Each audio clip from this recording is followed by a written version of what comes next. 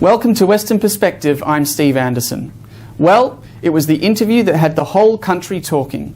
The 14-year-old boy from 6 News who often appears on this program got to grill the Prime Minister. Leo Puglisi's interview was combative, feisty but objective as he addressed the issue of transparency when it comes to leadership. From his track record of truthfulness to the issue of climate change, youth mental health and post-COVID economic recovery, Leo did not shy away from the difficult questions. It's hard enough for a seasoned journalist to have the opportunity to question the Prime Minister, let alone a 14-year-old independent journalist. This week, former veteran ABC political journalist Peter Kennedy exclusively critiqued Leo's interview and why both Leo and the Prime Minister deserve a big tick. Peter, thanks very much for joining us. Over the past 30 years, you've interviewed many politicians. What do you make of Leo's interview? Well, I think the boys did very well. The questions were very pertinent and frank. Actually, they were very direct. So full marks to them for the questions. They didn't pull their punches, and they put the Prime Minister on the spot. I think he had to do some quick thinking at times. But he of course, was not lost for words. Well, Leo certainly didn't give the Prime Minister an easy ride, did he? Well, it wasn't. The interview wasn't an easy ride for ScoMo. The issue of his integrity came up. They didn't sort of beat around the bush with regard to his integrity, so they put it straight to him. And what about the reaction of young people? How's he going to get the support of young people? So to some extent, they bounced him round, which is good to see. It's good to see a Prime Minister or a political leader being asked direct questions. There were follow-up questions, which is often overlooked in other interviews. Follow-up questions, if the question wasn't answered specifically, then just sort of dive in and have another go. Look, they did well, and I think the Prime Minister enjoyed it. If the Prime Minister thought he was going to get an easy ride from a couple of teenagers, he would have been mistaken, but I think he rose to the challenge too. It was pretty clear what his line was, by the way, and what he thinks are his government's strengths, particularly when it comes to the economy, employment and issues like that, and that's what he'd like the election campaign to be fought on.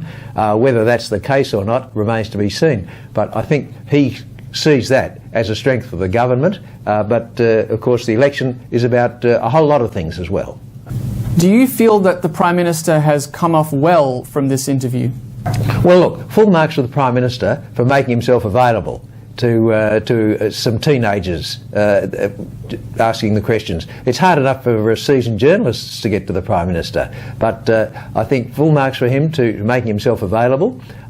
He didn't take the interview lightly, and nor should he have, so I think he will. I think he gets a tick. He gets a tick for number one, making himself available. Number two, treating the questions seriously, as they should have been, and because they were good questions. And number three, obviously he took the opportunity to promote his government. Who wouldn't? And he thinks he's got a good story to tell, but at the moment he's got a lot of ground to make up too. So 14 years old and he's already interviewed the Prime Minister. That's something that many journalists have not accomplished.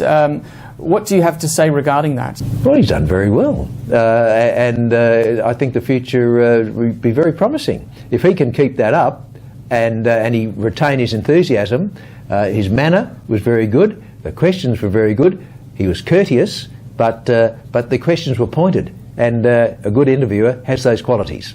Yes, and he certainly has those qualities. Peter Kennedy, thanks for your time. My pleasure. And now, here is AMA WA spokesman Dr. Andrew Miller with his weekly COVID-19 update and commentary. Hi, thanks for your time. Moving into federal election cycle now, and it's very important, I think, to be considering how parties, how independents are considering managing what we're seeing as a COVID plateau now. So we've gone perhaps over a bit of a peak, but it's not going back to zero anywhere around the country. Still now with 2,400 people in hospital. Fiona Stanley has around 800 beds. So that gives you some indication that there's 3 of those hospitals full of people at the moment with COVID, and the case numbers are not coming down rapidly. So we will still be dealing with this for some time, and that's going to affect not only deaths and also long-term illness, long COVID for some of those people, but it also affects everything else that the health system's trying to do, which was underfunded going into COVID in the first place. So try to be looking for parties that are going to pump some money into that health system, and you might say, well, what about the economy? What about, or everything else that we do in life?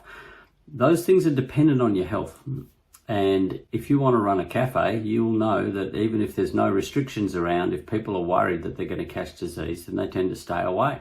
Just ask the scuba diving industry, who saw the effect of great white shark attacks and what that has done to their industry. Even though scuba diving certainly hasn't been banned, it's not as popular as it used to be.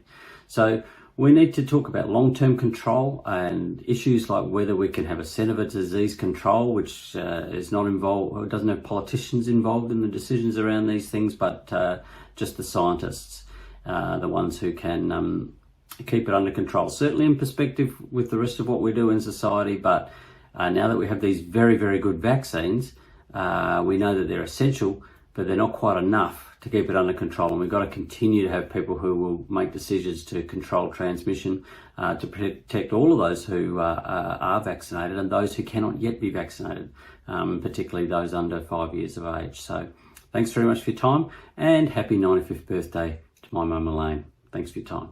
And that's WP for this week. We'll be back again next time, but for now, it's back to you, Ivan and Melly. Thanks, Steve. And here is Leo with what's coming up on 6 News tonight.